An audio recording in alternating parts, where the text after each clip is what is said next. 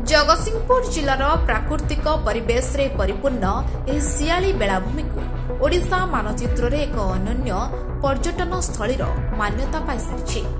राज्य तथा देश विदेश रे पर्यटकों को आकृष्ट करिछि सियाली बेलाभूमि। सुदीघ्न झाऊ जंगल और ता सहित सुलुसुलिया शीतल पवन मनरे शांति भरिदिए। एही समुद्र कूଳରେ करेन्ट बहुत कम थाए। ଏହା ସହିତ ଏହି ବେଳାଭୂମି ସମତଳ ଥିବାରୁ ଗାଧୋଇବା ପାଇଁ ପର୍ଯ୍ୟଟକଙ୍କୁ ଆକୃଷ୍ଟ କରୁଛି। ଏହି ବେଳାଭୂମିର ସୌନ୍ଦର୍ଯ୍ୟକୁ ଆହୁରି ଦ୍ୱିଗୁଣିତ କରିଥିଲା ସମୁଦ୍ର ବେଳାଭୂମିରେ ଥିବା ଭ୍ୟୁ ଟାୱାର।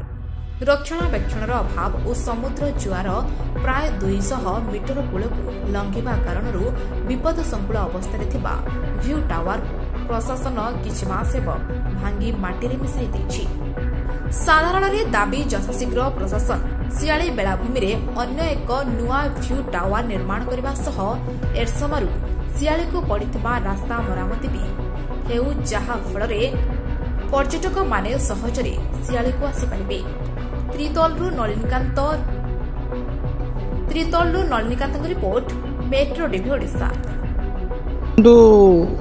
ओडिशा मानचित्र रे सियाली गोटे अन्य पर्यटन स्थली। ये जो पर्यटन स्थली एभली सी बीच कोठी नाही।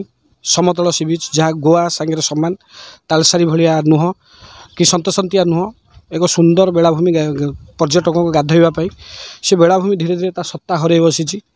ये जो समुद्र कला रूप देखु जमती बगपाटिया सात भाया भाया केन्द्रापड़ार परिस्थिति तथापि सियाली जो झाऊ जंगल एवं समुद्र तार सुलुसुलिया पवन पर्यटकों को आकर्षित करुच्ची।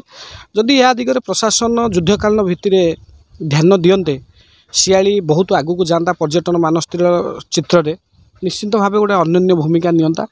एठू मध्य सरकारंकर अर्थनीतिर डेभलप होता आ टूरिस्ट आगमन होता। जगतसिंहपुर जिला गोटे आउ पादे आगू को जीव सियाली बेलाभूमि नुआ परिचय नहीं। विधायक एवं कलेक्टर महोदय आसी निज आखिरे देखिबा जे परिस्थिति कौन अच्छी कौन नहीं। आमे तो दीर्घ दिन धरी रहीचु बहुत असुविधा रे जहाँकि गोटे जुआर आसिले आमे भयभीत हो पड़ू किंबा आमे रातिर मध्य सोई पारुनु।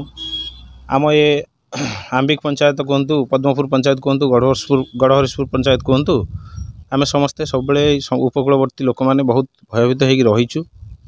आमे समस्ते पाखे अपील रखीचु से हमको जवाब देइछंती जे खूब शीघ्र यह कार्यकारी करिवे बोली।